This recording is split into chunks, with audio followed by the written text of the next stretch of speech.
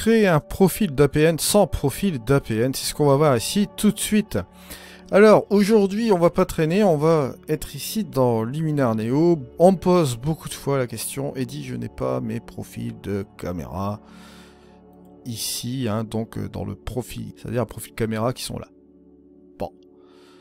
Ce que je vais faire ici, je vais vous montrer un petit truc qui va être assez rapide. Je vais d'abord corriger mes optiques, etc. Là, on va rester sur Luminar par défaut. Si vous n'avez pas vos profils caméra ici, pensez à utiliser bien évidemment le Adobe DNG Converter, et je vais vous montrer aussi un autre truc, comment récupérer des profils manuellement juste après. Mais avant toute chose et avant de commencer aussi ce tutoriel, on va parler un petit de l'espace colorimétrique de votre moniteur. Pensez d'abord à faire la calibration de votre moniteur, de travailler sur un bon moniteur bien calibré, bien sûr. Ensuite, vous allez avoir ici ce qui est la sélection du profil caméra, donc profil APN, ce qui va vous permettre de, comment dirais-je, interpréter un peu les couleurs de votre appareil photo dans la retouche. Et on va passer donc au développement RAW. Alors, ici, si vous n'avez pas vos profils de caméra, vous avez la possibilité de les insérer manuellement. Je vous l'avais dit ici, c'est le Add Custom DCP. Bon, alors, pour trouver des profils DCP, vous pouvez utiliser une charte XRIT et déterminer des nouveaux profils vous-même avec l'appareil photo et les importer de cette manière-là, juste donc ici, hein, avec ce truc-là. Par contre, vous pouvez aller installer Adobe DNG Converter qui est complètement gratuit. Et je vais vous montrer quelque chose, une petite astuce que je connais depuis un moment avec RAWtherapy pour retrouver un petit peu les raccourcis des profils. Là ici, vous avez dans Windows, hein, dans un raccourci qui est ici, vous prenez ce raccourci qui est là, All User et tout ça. Bon là, je vous montre la petite démonstration sur PC. Vous la mettez dans la barre de recherche ici, et là, automatiquement, vous allez tomber sur tous les profils caméra inimaginables d'une traite. D'accord, avec, on va dire, les Pentax, les Panasonic, les Canon, les Sony, les Nikon, etc., etc. Bon, si vous faites un pas en arrière, vous allez même tomber ici, dans l'onglet Caméra, un petit réglage ici, par rapport à votre modèle de caméra.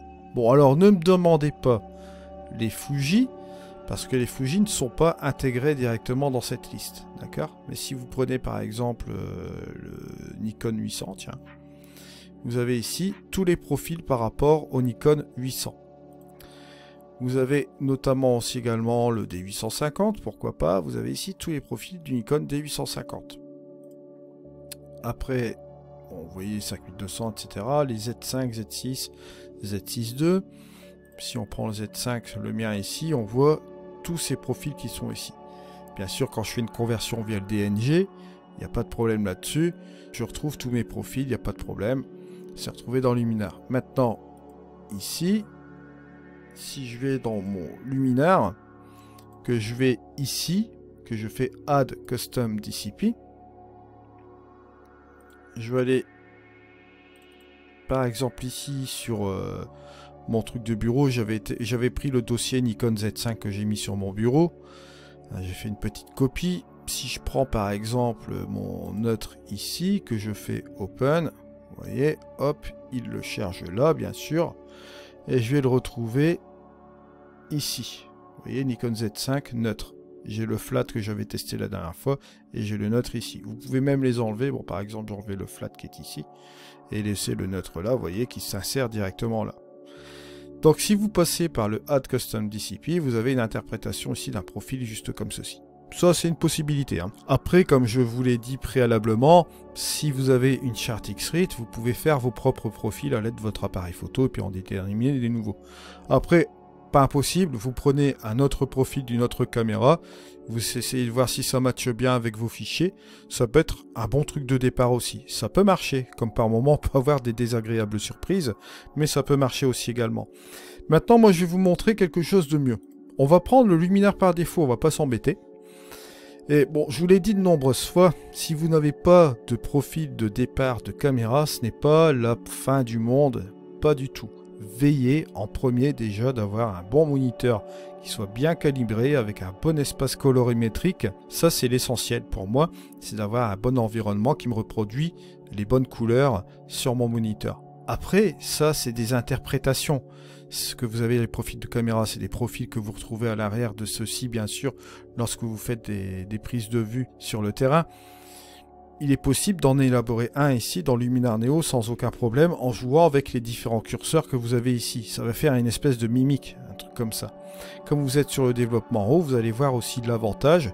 Comme vous avez un avantage dans Luminar Neo de reproduire les mêmes outils de nombreuses fois, c'est pas une fin en soi, vous allez voir tout de suite. Ici, on utilise le développement en haut, mais après, on va pouvoir utiliser l'outil développement, vous allez voir tout de suite.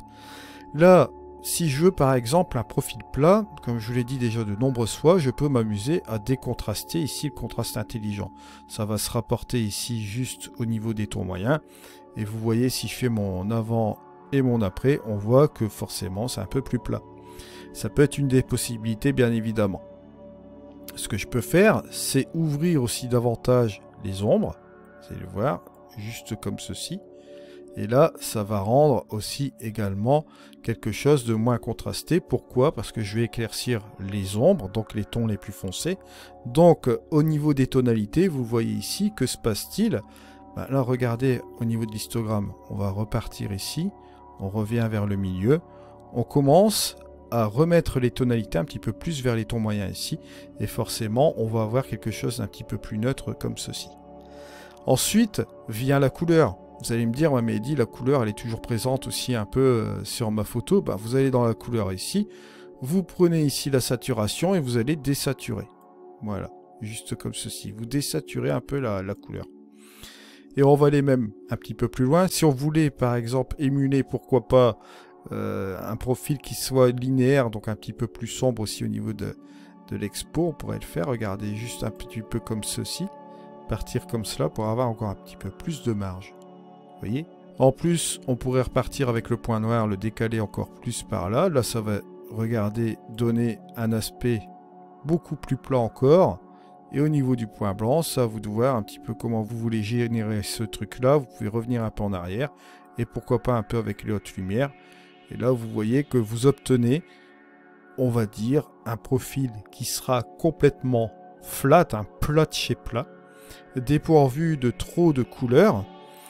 Et aussi, par définition, on va avoir un petit peu une petite sous-exposition qui va faire un petit peu un mimique d'un RAW linéaire, comme vous le voyez là, avant et après.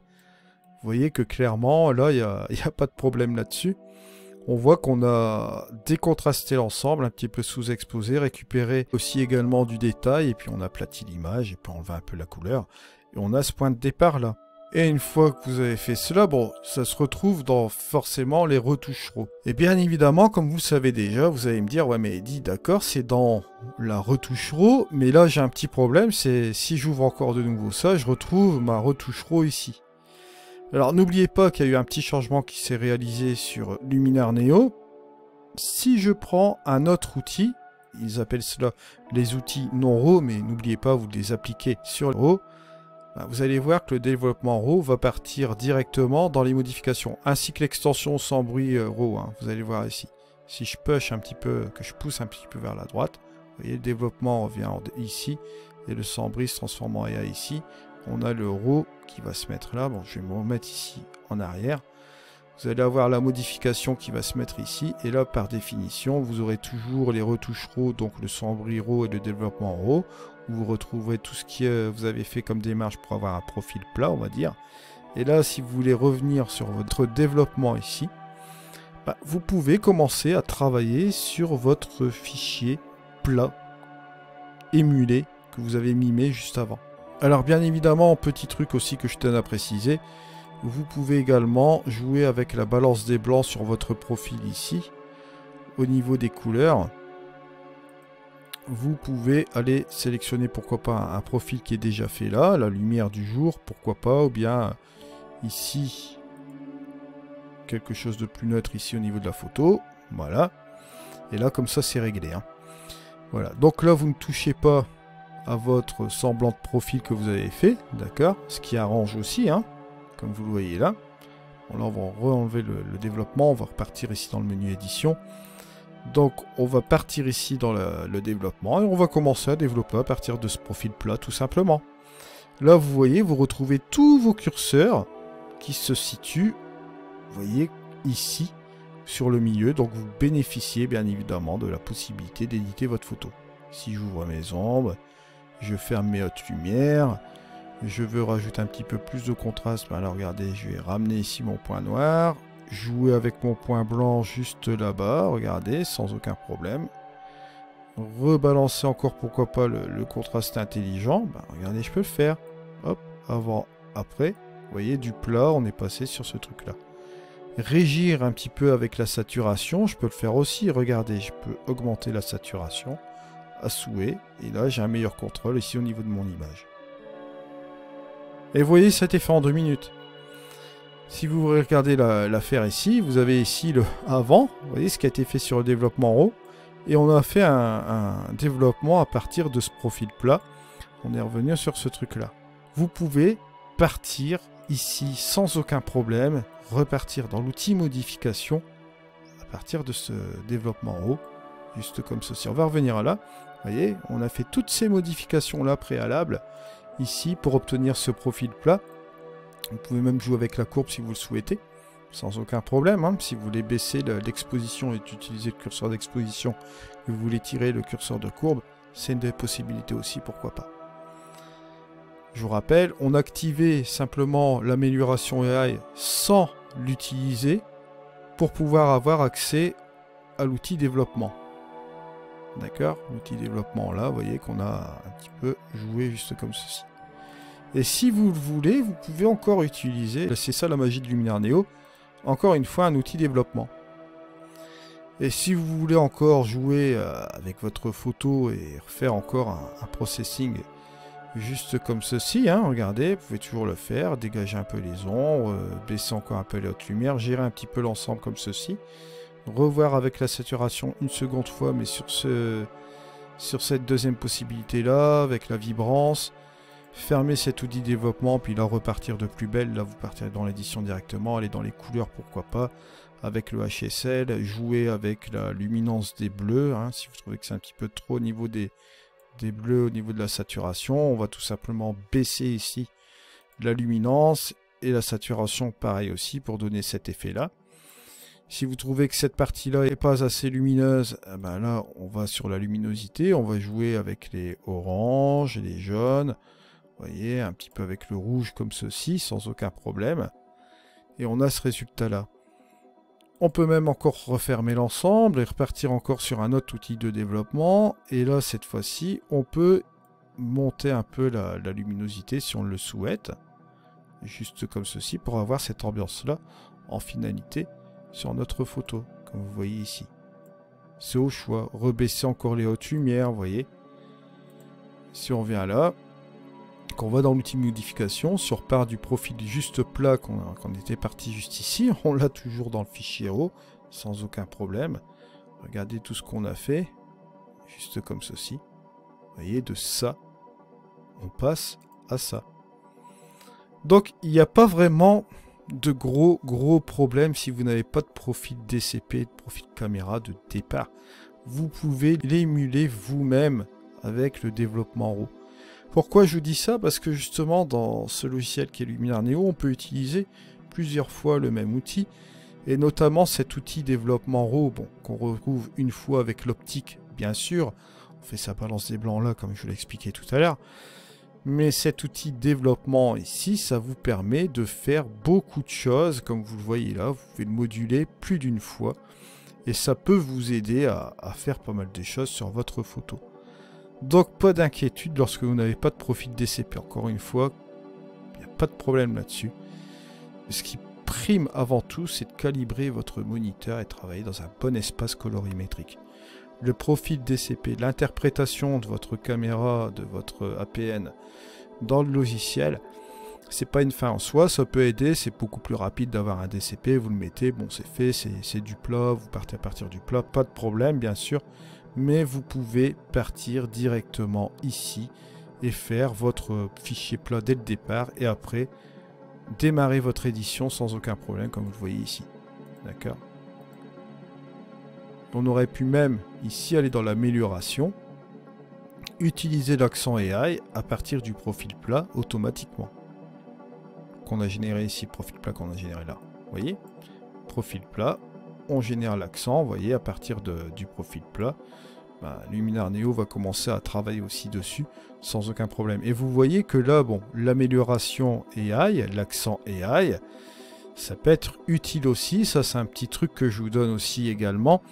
Comme l'accent AI va jouer sur la saturation, sur les contrastes, etc.